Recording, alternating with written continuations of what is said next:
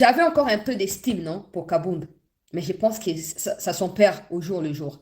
Après, voilà, c'est à lui de voir ce qui va se passer. Mais je dirai ce qu'il a dit, je rapporterai ce qu'il a dit et je vous laisserai également l'amabilité de pouvoir émettre vos opinions dans les commentaires.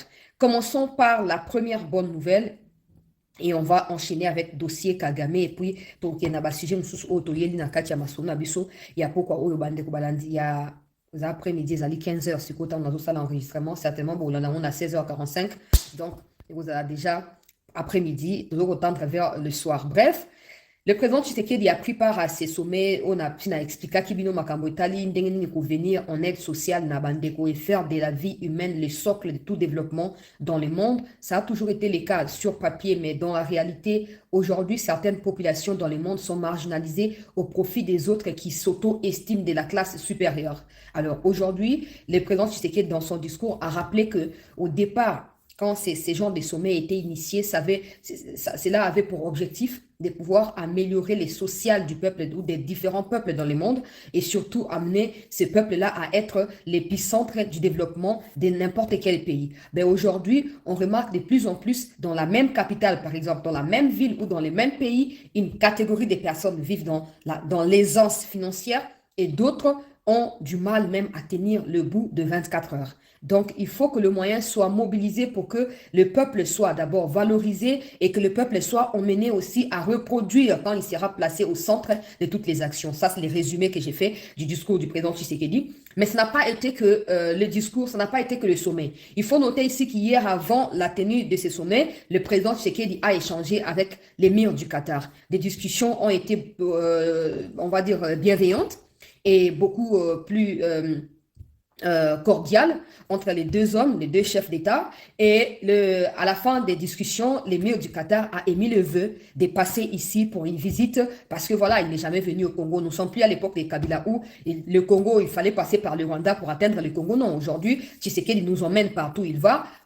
Pas à Paris, on ne veut pas des parents, on ne veut pas des Macron. Il nous emmène partout où il va. Donc, quand je dis nous, je parle de la République démocratique du Congo qui est désormais représentée comme telle et non par ricochet à Rwandais, en fait. Alors, des échanges ont été très bien entre les deux hommes et les deux équipes des deux hommes vont devoir travailler sur la venue de l'émir du Qatar. Cette venue va s'inscrire dans les cadres des discussions au Ezalina Doha. Et c'est que cette semaine, normalement, l'émir doit être là entre le 20, le 21, quelque chose comme ça. Le 21, le 22 vont entrer.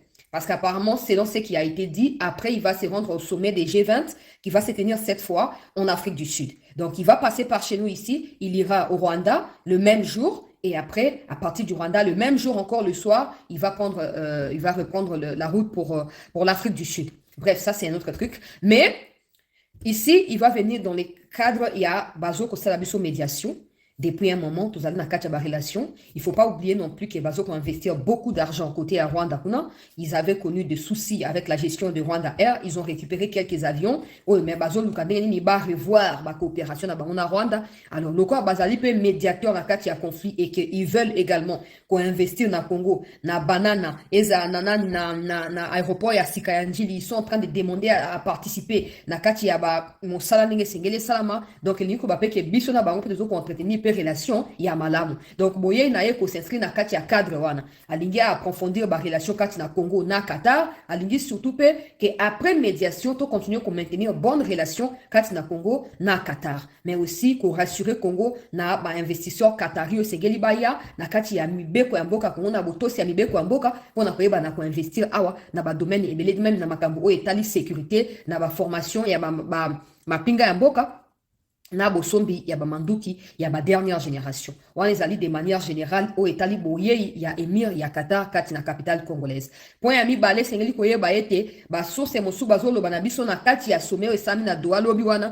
balobi émir ya Qatar a sollicité pe kozala au lieu qu'atinda ministre na ye ya affaires étrangères a sollicité kozala présent ye moko na États-Unis na Washington lors ya signature ya accord donc toloba ya entérinement ya accord ya Washington na accord ya Doha parce que le président Tshisekedi a signifié que après tant qu'on signer accord ya Doha et que vous mettez directement yena mucho ba okuta na États-Unis pour na ko sceller ba accord wana mi balé on va dire que c'est complémentaire alors à ce stade je ne peux pas encore dire que voilà donc l'accord ya Doha zo ko la signer donc avancer je ne peux pas le dire ce n'est pas que je suis pessimiste non Juste que j'ai acquis l'expérience avec l'accord de Washington. Ça fait 3 mois après, ça fait 4 mois déjà d'ailleurs, octobre et Cécile, ça fait 4 mois qu'il n'y a pas eu d'exécution. Il n'y a pas eu de retrait des troupes rwandaises. Alors, je ne sais pas si ça se fera au même moment. On signe Doha, les Rwandais vont aller au cantonnement, d'autres militaires rwandais vont retourner chez eux. Je ne sais pas. Je ne sais pas, mais à ce stade, je ne m'aimerais même pas essayer de trop réfléchir au risque de me casser la tête. On va voir, on fait confiance aux autorités, on espère que la chose va continuer pour Bandégonabiso à qui vous va souffler. Parce que la réalité, ce qui a été dit entre les murs du Qatar et le président Tshisekedi et ce qui se spécule dans les couloirs, c'est que la RDC a obtenu plus de 90% de ce qu'elle voulait. Dans l'accord, il y a Washington. C'est comme ça que le président Tshisekedi est désormais d'accord à passer à l'étape supérieure. Alors, je ne sais pas vous décrire ici, sincèrement, qu'est-ce que ça représente les 90%. Est-ce que c'est les retraits immédiats des troupes rwandaises? Est-ce que c'est les cantonnements immédiats des Makenga, des Bissimo et des Corbeil-Diamba? Qu'est-ce qui va se passer concrètement sur le terrain? Comme pour éviter de donner des faux espoirs ou des espoirs qui vont paraître longs aux yeux de certains de nos compatriotes qui ont déjà beaucoup souffert, j'estime qu'on doit observer ce que les autorités sont en train de faire dans l'espoir que cela vienne rapidement soulager les souffrances de nos frères et sœurs qui sont assiégés par les terroristes rwandais. Et aussi, il faut noter une chose. Depuis que ça s'est dit cesser le feu, ça ne se respecte pas. Bon, peut-être maintenant qu'il y aura un accord qui va mettre cesser le feu de manière définitive, peut-être que ça va déclencher quelque chose ou ça va enclencher quelque chose de positif. Jusque-là, on ne sait pas encore. On ne sait pas encore, mais la bonne nouvelle est telle que l'émir du Qatar tient à être là, un peu pour peser de tout son poids également dans l'exécution des 2 accords. Washington, c'est Trump qui va peser de son poids, et Doha également, au lieu de se faire représenter, il décide d'y être là pour faire comprendre aux 2 parties que voilà, il faut aller de l'avant, il faut avancer. Et s'ajoute à cela cette main tendue du président Tshisekedi, qui a été d'ailleurs bien entendu et bien reçu par la communauté internationale, qui n'a cessé d'analyser cette attitude du président Tshisekedi, comparablement à Kagame, qui lui ne cesse de faillir, qui ne cesse de laisser un peu des mauvaises impressions, pas un peu, qui ne cesse de transmettre et de laisser des mauvaises impressions auprès de ceux qui se sont associés dans la discussion. Mais à la base et la fondation de tout ça, c'est les intérêts congolais. Kagame peut se foutre de la gueule de qui il veut, ça ce n'est pas notre problème. Il peut s'absenter ou on l'invite, c'est pas notre problème. Notre problème, c'est d'être en mesure de défendre nos intérêts à nous, peu importe face à qui nous nous trouverons. Donc, à Eurozaba, puissance mondiale, Qatar, Doha, plutôt Qatar, États-Unis, Barosangana, la RDC doit s'assurer. La RDC doit s'assurer qu'en signant cet entérinement, nous sommes dans le dernier virage. On a sortir Bandégonabiso, na kati ya joug, pe esclavagisme, on va soumettre Bango et pas il n'a pas tout Rwandais. D'ailleurs, na ebsaki na kati ya émission comme si je savais. Et là, nazomona suspect, nazomona lokwa ke na makambo leka na Tanzanie, nazo suspecté ba tuti koza simana yango. Ah bon, natongo ale to moni ba image zo circuler kati ya média tanzanien, bazo pesa biso information ete bato ba saccager ba bilili ya Mama Suluhu wana wazali présidente ya Tanzanie, ezali bato ba uti na Uganda, ba uti pe na Rwanda particulièrement ba tuti. Bon, je me souviens que le rôle à moi sur ya Tanzanie.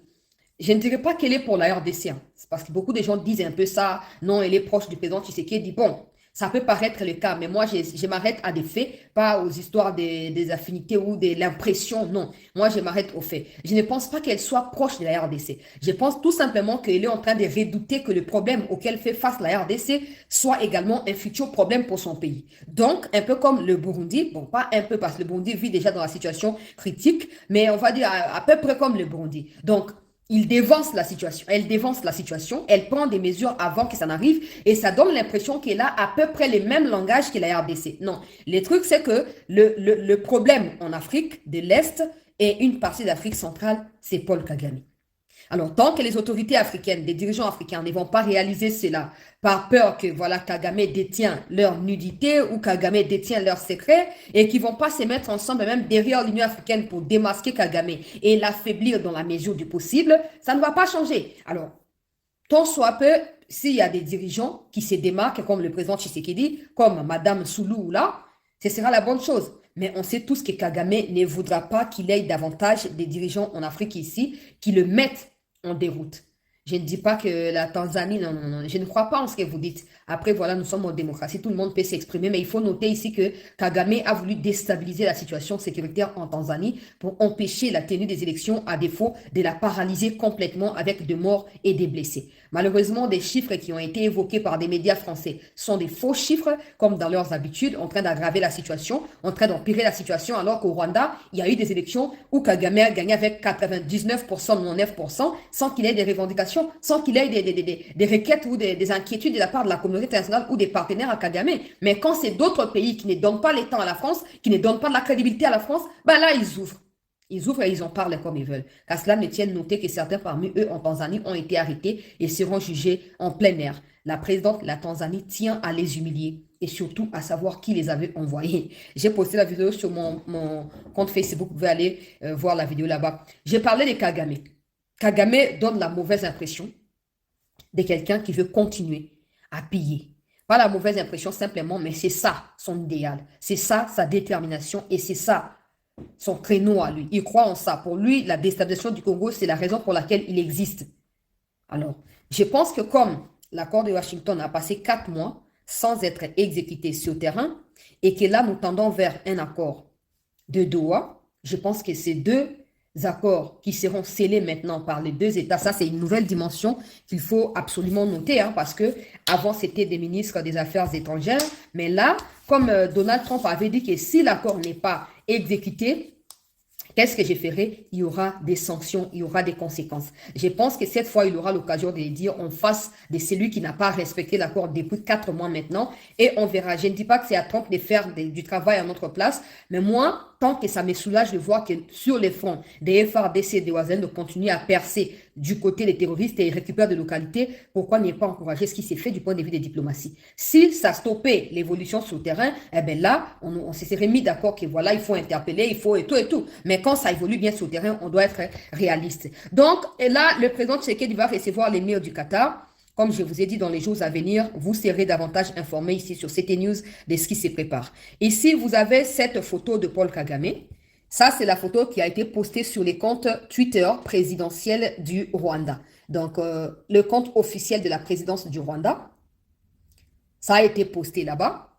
Ça a été, en tout cas, la curiosité. Hein, la curiosité. D'abord, je vais retourner sur les comptes en question.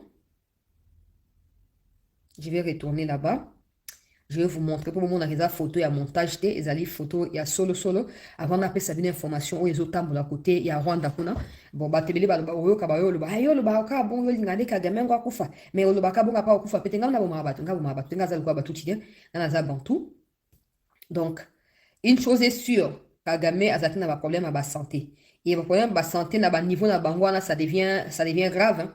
Ça devient grave et ça devient inquiétant. À chaque fois, ça peut tourner. Ça peut tourner. On va voir présidence. Rwanda.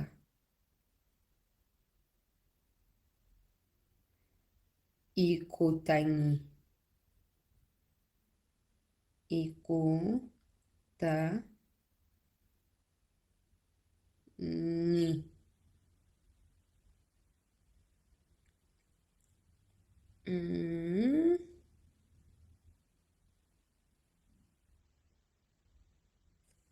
Alors, vous avez ces images qui ont été postées. Vous avez ici le compte, il y a 22 heures. Hein, vous avez ici le compte du Rwanda, le compte de la présidence du Rwanda. Il y a 22 heures, la photo ou les photos ont été publiées. Il y a 22 heures. Vous avez ces images ici. Hein, vous avez ici et tout et tout. Vous avez les comptes, c'est le compte officiel. Vous avez ici les dernières images, il y a 3 heures publiées. Vous avez ici aussi des autres images qui ont été donc épinglées il y a 3 heures aussi. Et vous avez celle d'il y a 22 heures où vous voyez Kagame ici, en train d'atterrir donc du pied d'avion. Vous pouvez voir, si je zoome bien, vous verrez qu'il y a quelque chose un peu qui apparaît comme power bank ou comme un carton qui est sous sa veste, mais sauf que c'est visible. Ce n'est pas un gilet anti-balle ou gilet pare-balles comme on dit, parce que si c'était gilet pare-balles, ça aurait entouré sa hanche au point que ça n'aurait pas cet effet de ici c'est gonflé, ce côté ici c'est gonflé et ce côté ici c'est plat, non. OK? Donc, si je zoome bien, vous voyez, c'est notre Muchopi international. Alors là, vous voyez qu'il y a quelque chose qui n'est pas dans la poche de la veste qui est ici, mais qui est à l'intérieur, un peu comme une pile qui alimente son corps, on ne sait pas, comme une batterie, je ne sais pas trop ce qui se passe là. Donc, cette photo a été maintenant publiée par les comptes de la présidence du Rwanda et rapidement attiré l'attention du peuple rwandais qui a encerclé l'endroit où je vous fais allusion là. Vous avez ici, bah, encerclé pour épais, ça vraiment, ouais. Bon, on a que mon pendu est là, mon pendu est là, il y a qu'est-ce qui se passe, je ne sais pas. Alors, vous avez maintenant des gens qui connaissent un peu les choses. Qui Kagame est malade. Ils sont allés sur Google pour trouver cette image ici. Pour trouver cette image ici, où on voit clairement que c'est quelqu'un qui est malade, quelqu'un qui souffre de ostomie. Ostomie, je pense que c'est l'estomac qui sort dehors, je pense. C'est pas agréable à voir, c'est une maladie. Alors, vous avez maintenant, ils ont écrit, après la diffusion d'une photo, plusieurs observateurs ont remarqué un renflement visible sous la costume du président Kagame. Certains experts médicaux ont suggéré qu'il pourrait s'agir d'une poche de colostomie. Je ne les confirme pas, mais si cela s'avère vrai, c'est une préoccupation légitime. Quelles que soient les divergences politiques ou personnelles, le gouvernement rwandais se doit de clarifier la situation et d'aborder ces sujets en toute transparence. La santé du chef de l'État est une question d'intérêt public pour tout le Rwandais, y compris nous qui nous opposons au régime de Paul Kagame. Donc ça, c'est le peuple rwandais qui parle. Moi, je ne sais pas maintenant ce qui s'est passé quoi. Est-ce qu'à la pochette, et Kangaramasuba, les autres ont absorbé, après, va changer le coin, ça, on a sonde et tout ça. Je ne sais pas. Qu'à cela me tienne, c'est une information. Voilà, vraiment, ça doit être une information publique et non privée parce que c'est la vie d'un président. Sauf que le Yindi, peuple, c'est que ça, la Simaya, mon cousin Nabaon, ton absence, c'est mon cousin Nabaon. Ok? Donc, moi, je ne sais pas. Je ne sais pas, mais c'est l'information déjà. Quelque chose ne va pas. Quelque chose ne va pas.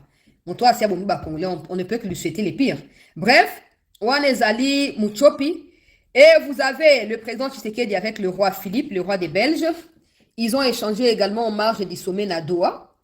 Selon le compte officiel de la présidence, ils ont échangé sur des enjeux. Je vais lire ce qui a été écrit pour que je ne tâtonne pas. Et puis, on va passer Nabasango Musus Oyo. S'il vous plaît, tout partager. En marge du deuxième sommet mondial pour le développement social organisé ce mardi à Doha, au Qatar, le chef de l'État Tshisekedi Tshilombo s'est entretenu en tête-à-tête avec Sa Majesté Philippe, roi des Belges. Les deux dirigeants ont abordé plusieurs sujets d'intérêt commun, notamment la création du couloir vers Kivu-Kinshasa et quelques projets de renforcement de la coopération bilatérale.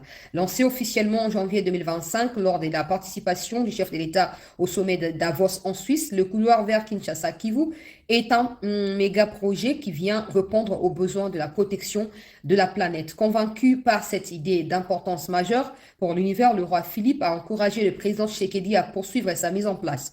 Il a par la même occasion présenté l'Agence belge des coopérations internationales ENABEL, ainsi que les secteurs privés belges pour l'accompagnement de ces projets. Les souverains belges s'est dit prêts à soutenir le chef de l'État dans la réalisation de cet objectif et l'a rassuré de son accompagnement personnel à chacune des étapes. Pour sa part, le président Tshisekedi a salué l'engagement du roi de Belge à ces sujets. Le chef d'État a rappelé l'importance de ces projets et son impact positif sur l'humanité tout entière. Il a réaffirmé sa volonté d'avancer avec la Belgique et d'autres partenaires intéressés avec un point d'honneur pour les secteurs privés dans une attitude d'ouverture d'esprit.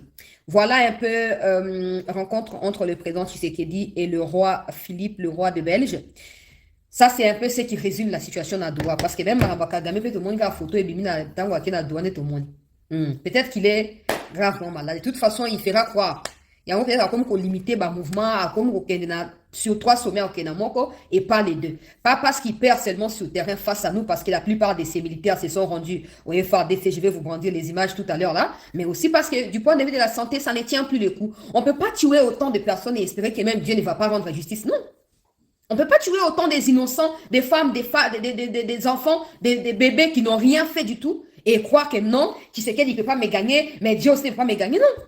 Parce que ces êtres innocents que tu tues au quotidien sont des êtres qui ont été créés par Dieu. Et s'il y a un protecteur par excellence de nous qui sommes des créatures si merveilleuses, c'est notre créateur, c'est les dieux tout-puissants. Donc la santé de Muchopi, voilà, il y a un, ça ne va pas. On attend, parce que maintenant, ça fait beaucoup parler au Rwanda et à la diaspora rwandaise au niveau de l'étranger là-bas. Peut-être qu'ils auront le courage de venir clarifier si c'était Powerbank pour charger son téléphone ou c'était une batterie pour charger sa poitrine.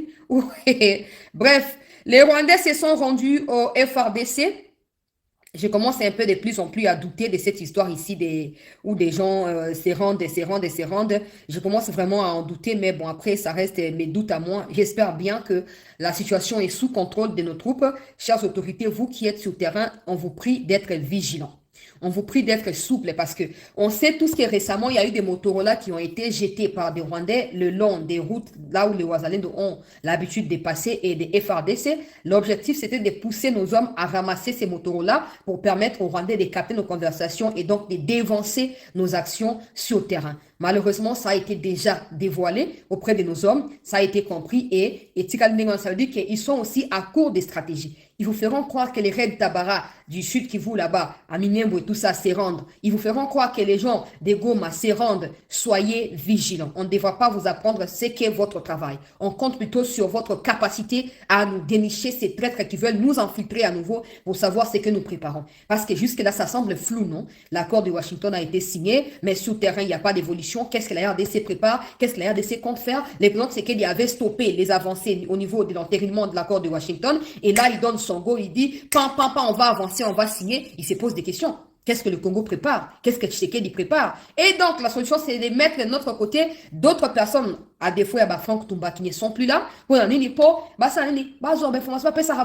Donc, soyez souples, s'il vous plaît. Soyez vigilants vis-à-vis à bateau bazokuya. Botier bango ata 15 jours na isolement. Comme ça, botier bâtiment na sur écoute. Bozo yo kamasolo bazo sola, so ba na Kinyarwanda, to na Swahili, to na dialecte nini, bozo na capacité à découvrir yango et boye ba na ko traiter bango ndenge wana. Ne les mêlez pas directement avec nous, ote loka baye ko se rendre, to tie bango non non non non non non non. Isolez-les d'abord. Au moins 2 semaines. Observez s'ils vont s'évader ou ils vont rester. C'est aussi ça. Obano batoke isei komeka nzoto mama soko kokite okokende place on a te eza côté ya bato ya bolai bato ya mutu ekemba donc soki de aba bokoti bango kuna et que ba céder notez qu'ils étaient pas des raids Tabara, ce sont des espions purs et simples qui ont été envoyés par des terroristes.